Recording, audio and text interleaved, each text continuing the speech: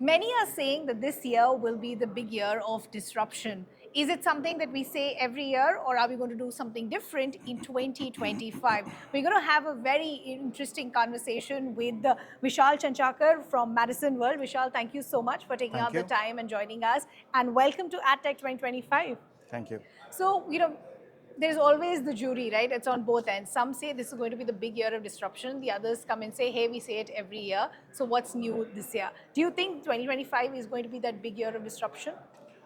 Look, when you use this word sort of a disruption, there were two large disruptions that happened in Earth's while. Yeah. When computers were born, when digital was born.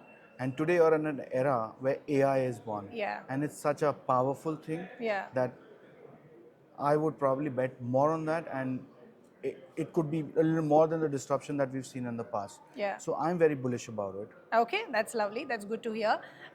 We're speaking at a digital marketing conference, right? So I want to understand, do you see a shift happening as far as the digital marketing landscape is concerned? And if yes, where do you see it headed? See, like I said during my panel, and I'm going to just echo some of the Sure. points. Media principles are not going to change. Eventually, what you buy media is what you're going to buy media. Sure. And by going by that token, your digital marketing is not going to change, right? It's all about allocation, it's all about optimization, and it's all about attribution. You allocate the right platforms, you optimize them well, and then you actually get the right signals to understand what is the attribution that has been given. Yeah. I think that's media planning, that's media management or digital management, Sure. whatever you want to call it. Fundamentals are not going to change, but the evolution is all about the technology, how technology is going to just make it more finer and Yeah. finer in the coming years. I think that's how I'll see it. So there are two, three aspects that seems to be echoed by most marketers and people with Marcom here. One is that, because you're talking about this changing landscape of digital marketing, which also means that there is changing consumer behavior and needs as well. So one, how are you tweaking your strategies to adapt to those changes as well? I think the consumers really changed.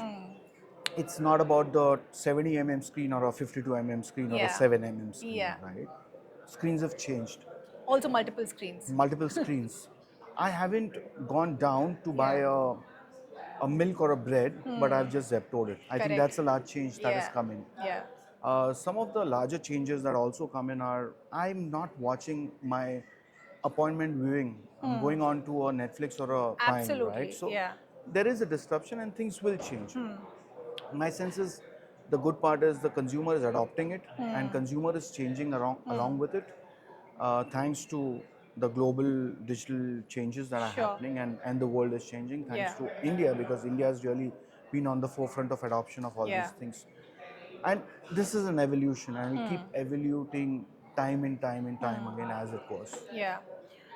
The other aspect, of course, is not just the consumer behavior, but what the consumer is consuming, right? So it's not just the content, but the format that is being adopted True. by the consumer as well. True. Short form video seems to be on the rise. So I want to True. understand, how do you see that being integrated, and how do you see its evolution going forward?